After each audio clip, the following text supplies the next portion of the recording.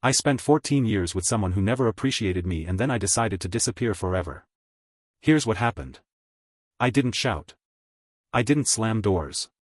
I didn't even storm out. I just started making calls. One by one. The kind of calls that quietly change everything without anyone noticing until it's too late. The first went to my lawyer, the second to my financial advisor, the third to a real estate agent I'd known for decades.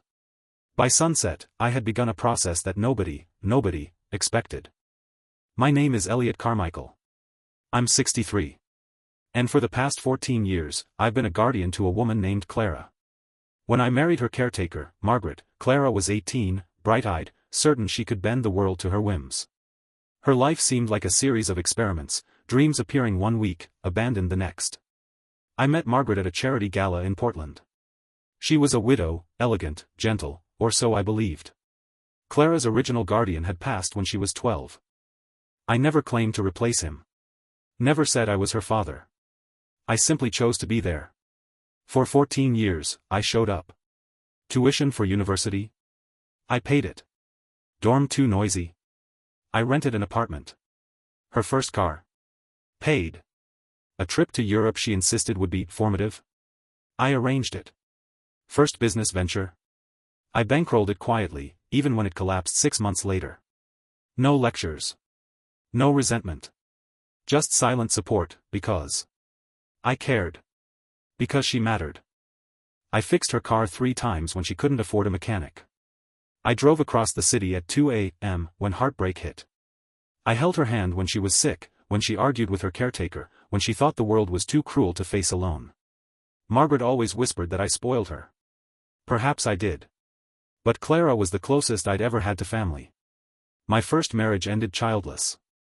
This was my second chance at connection, at meaning. And I gave everything. 2 months ago, Clara announced her engagement to Damon, a soft-spoken tech consultant. Good enough guy. She smiled, genuinely, when she spoke of him. I felt relief. Happiness for her. They planned a September wedding at a vineyard in Oregon. 200 guests, string quartet, imported flowers, the works. Margaret asked me how much I would contribute. I told her, don't worry. It's mine to handle. Fathers do this. Guardians, too. Clara hugged me. A tear slipped down her cheek. She whispered, you're the best. Damon's family could never afford this. Margaret squeezed my hand, smiling in that old, familiar way. A memory of better days, when we all believed in us. I should have seen the warning signs. 3 weeks ago, Clara arrived with Damon, spreadsheets and seating charts in hand. They wanted my input, or so I thought. Mid-discussion, her phone rang. Her paternal uncle, Julian, calling from Toronto. She placed him on speaker. They laughed, they reminisced. A shared memory, a kitchen dance, a forgotten moment. I listened, content to fade into the background. Then Julian said something, a phrase that slashed through me without warning. I'm so glad you're keeping it just family, Clara. No outsiders. Your father would have wanted it that way. Her laugh echoed across the living room. Exactly what I want, she said. Just real family. I froze. Margaret didn't look up. Damon shifted uneasily. My voice barely found its way through the room. Clara, what does that mean? She stepped away, phone pressed to her ear, muttering something, then returned. It's nothing, she said. But her eyes, they said everything. You've been great, Elliot, she continued. But this is my day. It's about honoring Damon, and my real father. I think it's better if you don't come. The words landed like stones in a still pond. I blinked. Misheard? Surely I misheard. What? I don't want you at the wedding, she said. Margaret finally looked up. Her mouth opened, closed. Silence. I tried again. I'm paying for it. I know. But this isn't about money. It's about what feels right. Having you there, sitting like you're my dad, it feels wrong. My father is gone. You are. Elliot. You've been kind. But this isn't about that. The room turned quiet. Damon whispered softly, maybe later. She ignored him, eyes fixed on me. Pity, not anger. I want it authentic. I want to honor my father. And I can't do that if you pretend to be him. I said, I never pretended. You sort of did, she said. Always there, always involved, always expecting gratitude. I don't need a dad. Especially not a fake one.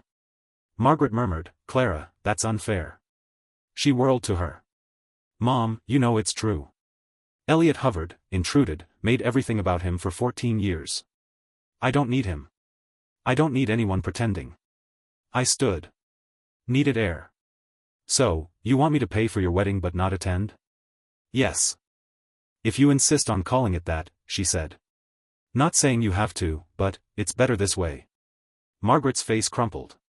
Silent tears. I saw the truth. It wasn't just Clara. Margaret agreed. Not openly, but in the absence of words. I was the outsider. Always had been. I breathed. All right. All right, what? All right, I said. I won't come. Anything else? A faint smile. Relief. No, thank you, Elliot. You're a good guy. And with that, they left. I sat with Margaret in the silent living room. Finally, she said softly, she didn't mean it that way. Yes, I said. She did. I went upstairs and closed the door to my office. The world outside continued its careless chatter, but inside, everything was still. Quiet, except for the thoughts circling like vultures. How long had I been invisible? 14 years. 14 years of being the man who showed up, who fixed, who paid, who stayed awake through heartbreak and sickness, only to be dismissed when my presence mattered most. I thought about the apartment I rented for her when she complained about dorm noise. The car I bought when she insisted she needed independence. The European trip, educational, she had said. I had spent nearly $500,000 quietly. 500,000 moments of support, invisible because I didn't flaunt them. And yet, one conversation, one laugh with Julian, and I was the outsider. I picked up the phone but didn't call anyone. Not Margaret, not Clara, not Damon. I didn't need validation. I needed clarity. I needed to feel that my choices were mine, not dictated by the whims of someone who couldn't see what had been given freely. It was then I realized, I didn't need to scream. I didn't need to beg. I just needed action. I could withdraw. I could take back every thread of energy I had spent weaving their world around them. If they didn't value me, then they wouldn't have me. Not partially, not quietly, not in the background. They wouldn't get the privilege of my presence without acknowledgement. I made the calls. Dorothy, my lawyer of 30 years. She listened, silent, like she always does, the pen in her hand hovering over her pad. Are you certain, Elliot? She asked, voice gentle but piercing. This will hurt a lot of people. They hurt me first, I said. She nodded, slow and deliberate. And the house? Mine. Always mine. 5 years of ownership before Margaret moved in. Every renovation, every mortgage payment, every improvement, my name alone on the title. I didn't need anyone's approval. Dorothy confirmed I could sell it without challenge. Margaret would have no legal standing unless she proved contributions I knew she hadn't made. Next, Gerald, my financial advisor. I told him I wanted everything liquidated, separated, clean. I wanted my assets to reflect the life I had earned, not the generosity I had been expected to provide. Are you sure? He asked, concern heavy in his voice. I was. Finally, Marcus, my real estate agent. 2 weeks, if we price it right, he said, whistling. I told him to do it. That night, as the sun dipped behind the North Vancouver mountains, I imagined the empty house. Every memory, every small battle, every quiet victory in a life that had been largely invisible, now paused. Soon, I would reclaim it entirely. Margaret asked where I had been when I returned. I told her, simply, taking care of things. She frowned. Her silence carried the weight of questions unasked. Over the next 2 weeks, I moved through the house like a ghost. I could feel every corner, every space that had witnessed years of my commitment, now tinged with betrayal. Margaret asked several times what was wrong. I told her nothing. She accepted that, maybe because deep down, she knew. The "for sale" sign went up on a Tuesday. Margaret saw it after book club. Pale, trembling, holding her car keys like a lifeline. Why is there a sign? Because I'm selling the house, I said. You can't do that. I live here. Not for much longer. She stared, disbelief cracking into something else, fear, maybe guilt. Elliot, what is going on? I'm disappearing, I said. Simple. Clean. Precise. The words tasted of liberation and fire at once. This is insane. Ridiculous. No, I said. Clear. Your daughter told me I was nobody. You confirmed it with silence. I'm acting accordingly. Tears streamed down her cheeks, silently. I could see the realization settling. I wasn't backing down. I wasn't negotiating. I was executing a principle I had lived by quietly, now made visible. The house sold in 9 days. Marcus called personally, astonished. Cash offer, $2.3 million, from a young couple moving from Hong Kong. Closing set 3 weeks later. Margaret moved into a hotel. She called daily, sometimes twice. Begged. Pleaded. I answered rarely, briefly. The decision was made. Clara called. She was furious. Tears in her voice. You're punishing us. You're cruel. You're ruining everything. You didn't apologize, I said. You said you felt bad. There's a difference. 14 years of presence, gone in a sentence, and suddenly, you're the aggrieved party. I'm sorry, she whispered. 14 years too late, I said. Her sobs filled the line, tangled with confusion. What does that mean? It means I gave my all. And at the moment it counted, I was dismissed as irrelevant. Now, I disappear. Just as you wanted. Her voice cracked, angry and pleading. You're destroying my wedding, my life, everything. I stayed calm. You asked me to disappear. I am disappearing. No wedding, no payments, no involvement. You're 28. You'll manage. She screamed. You promised. Yes. And you promised I was family. Both promises broken. I act accordingly.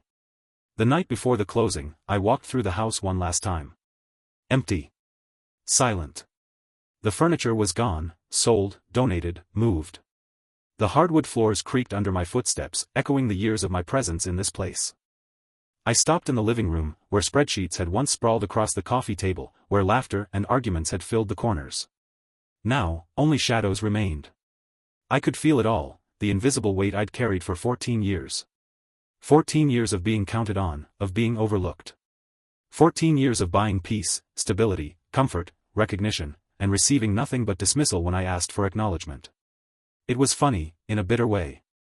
I had paid for her dreams, her education, her failures, her joy, and in the end, my contribution didn't count. My presence didn't count.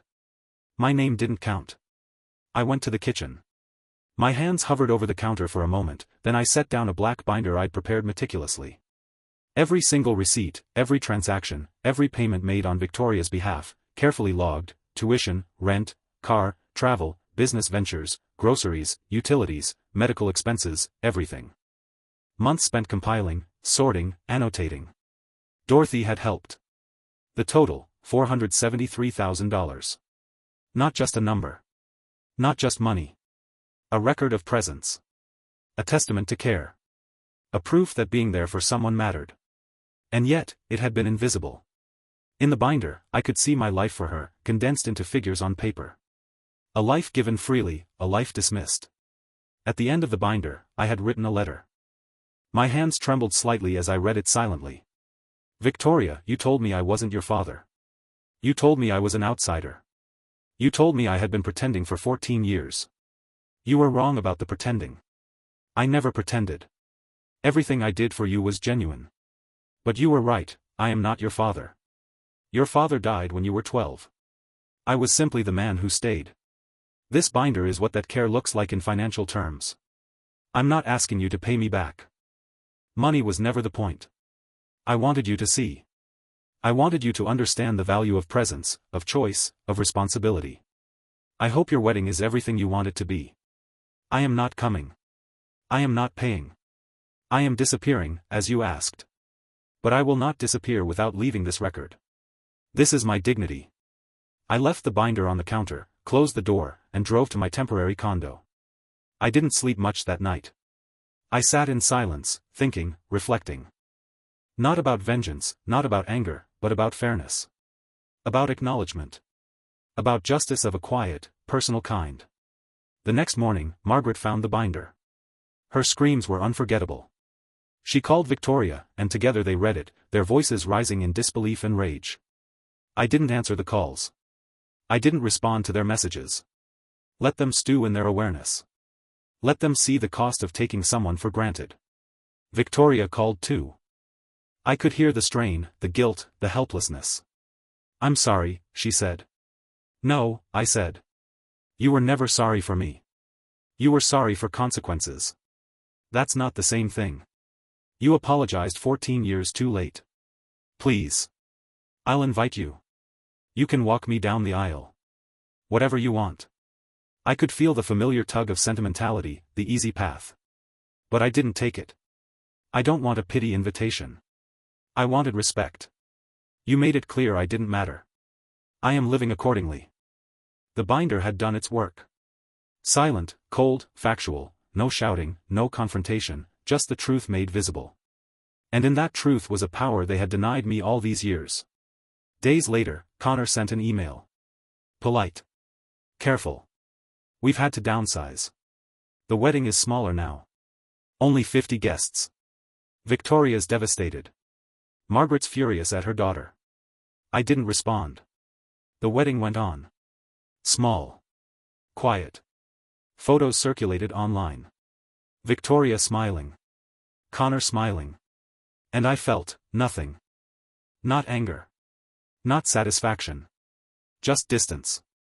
A detachment from people who had failed to see me for who I was. 3 months later, Margaret filed for divorce. I let it happen. Dorothy handled it efficiently. No drama, no delays. 6 months later, it was final. And I moved. To a small coastal town I had always loved. A modest house overlooking the ocean. Quiet. Mine. Peaceful. A place where I could rebuild, where my presence would matter, not for someone else, but for myself. I began volunteering.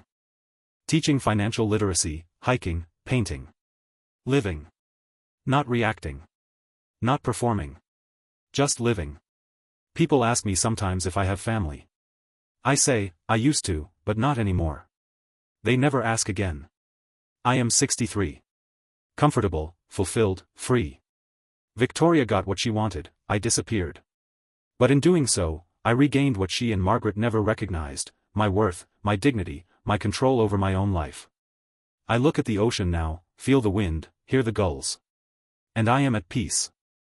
I wasn't cruel. I wasn't petty. I just refused to be invisible any longer. The first morning in the coastal town, I woke to the sound of waves breaking against the cliffs. Not Victoria's laughter. Not Margaret's complaints. Not the hum of city life. Just the ocean and me. I made coffee and walked onto the small balcony. The air smelled of salt and pine, a sharp contrast to the stale, tension-filled air of my old home. I could feel the weight of 14 years lifting, piece by piece. I thought about Victoria. Not with anger, anger is tiring, but with a measured kind of clarity.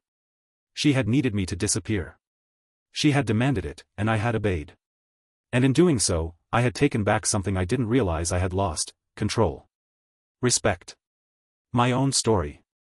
I had spent a lifetime being generous, patient, and careful, but generosity without acknowledgement is invisible. And I refused to be invisible. I sipped my coffee, remembering the binder on the kitchen counter. That binder wasn't just paper. It was a mirror. A reflection of my choices, my devotion, my presence, and the truth that I had given everything without being seen. That truth had shaken them. Shook Victoria. Shook Margaret.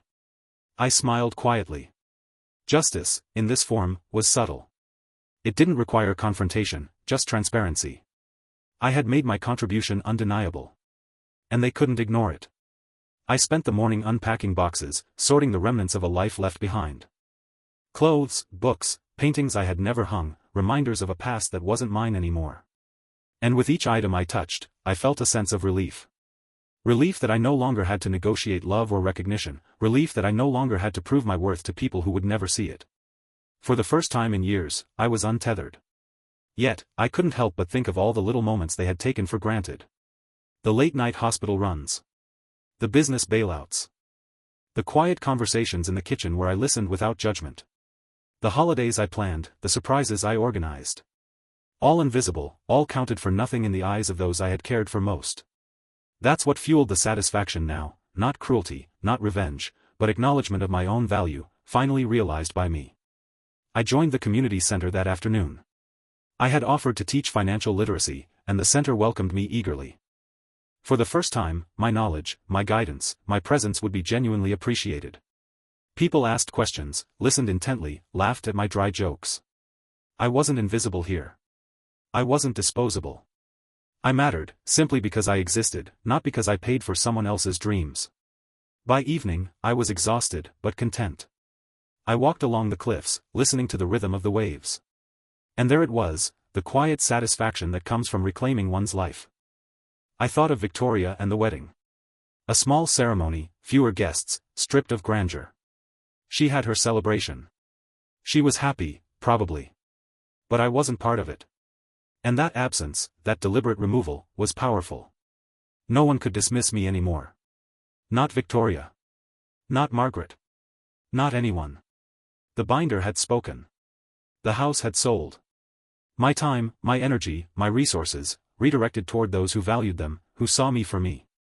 And that, more than any confrontation, more than any argument, was the ultimate form of acknowledgement. Night fell, and I sat in my small living room. The ocean visible through the window, stars scattered across the sky. I thought of the past 14 years, the invisible labor, the unrecognized devotion. And I let myself feel the full weight of it, all the frustration, all the disappointment, all the grief. But also, the quiet triumph of finally being free. Free to live without validation from those who couldn't give it. Free to honor myself. And in that freedom, I found joy.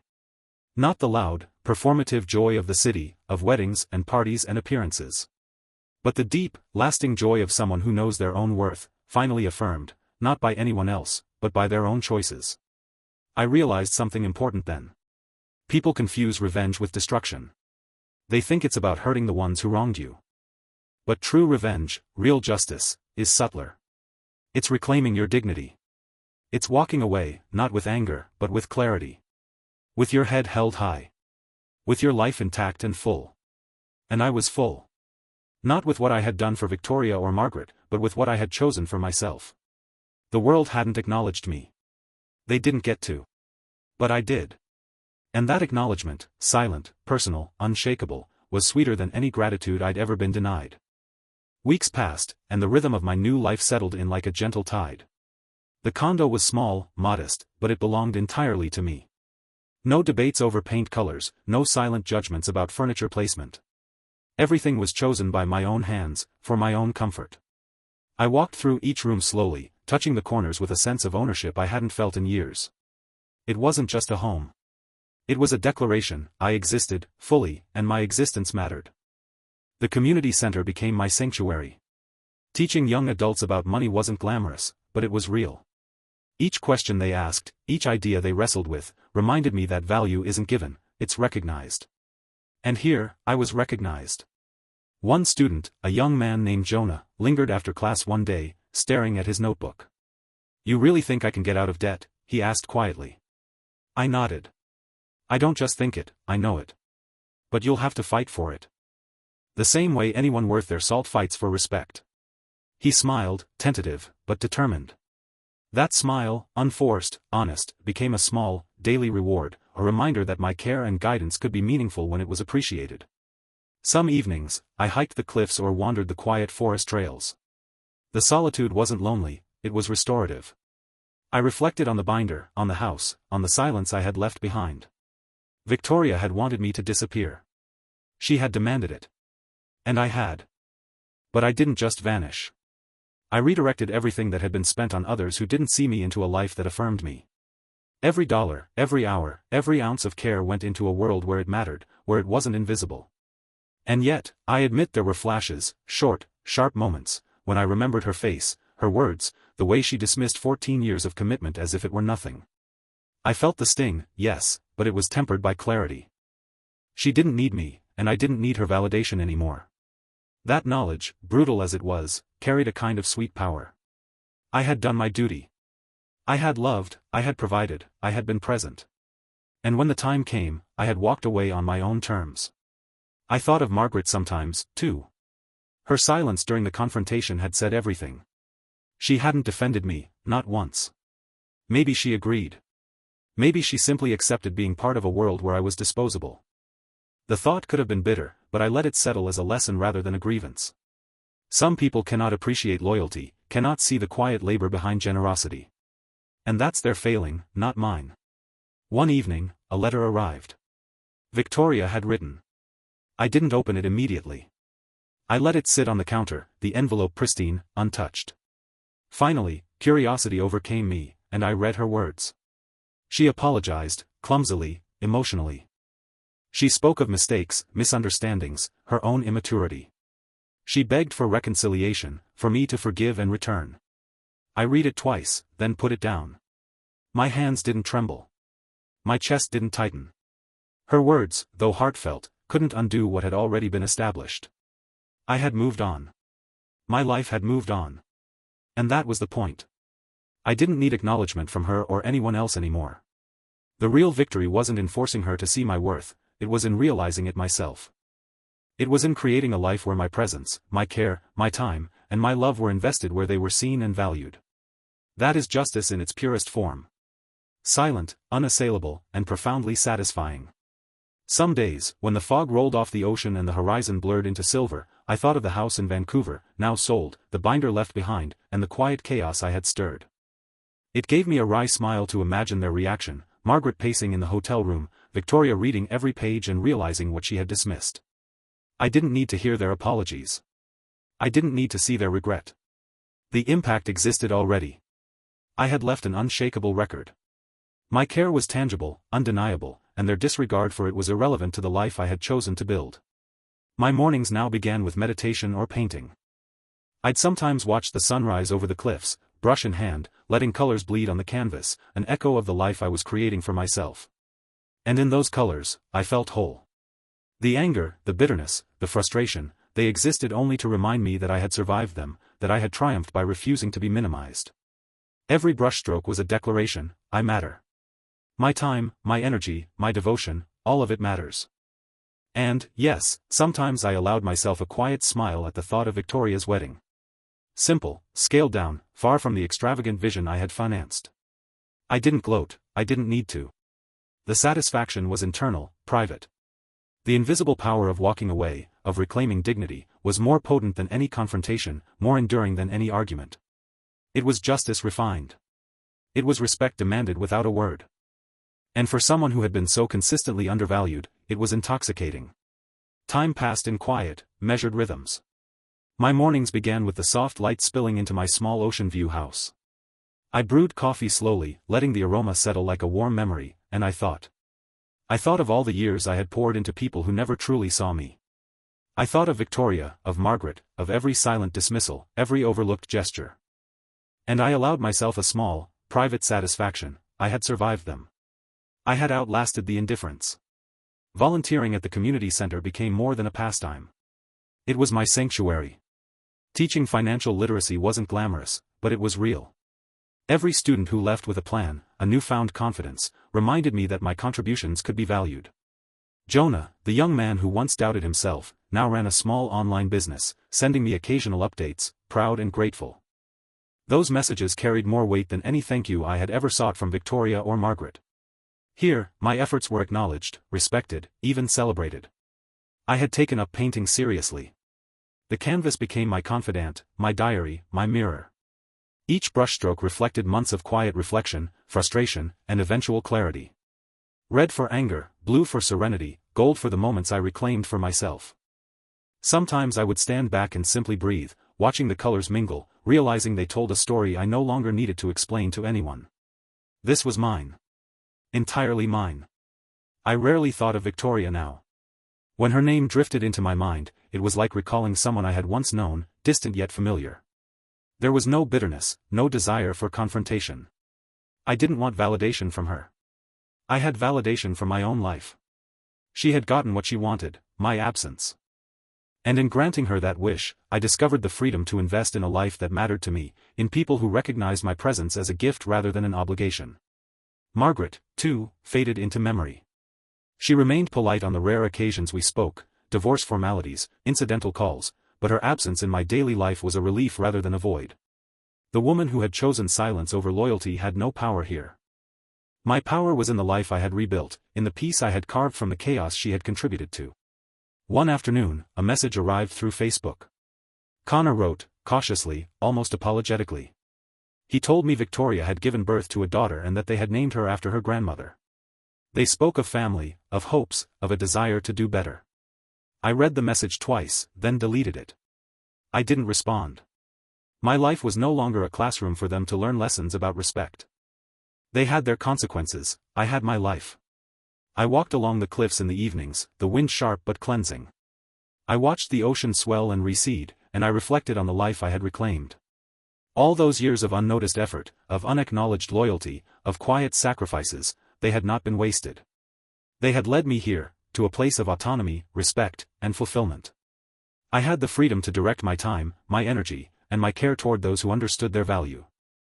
That, I realized, was far more satisfying than any gratitude forced from those who had once dismissed me. And I smiled, quietly, privately, when I remembered the binder, the house, the silent departure. Victoria had asked me to disappear. I had disappeared. Not out of spite, not for revenge, but in accordance with the clarity she demanded I acknowledge. I had taken the financial and emotional energy I had invested in others and redirected it to a life that reflected my worth. That was my victory, unspoken, enduring, undeniable. I was 63, but for the first time in many years, I felt entirely alive. I had peace.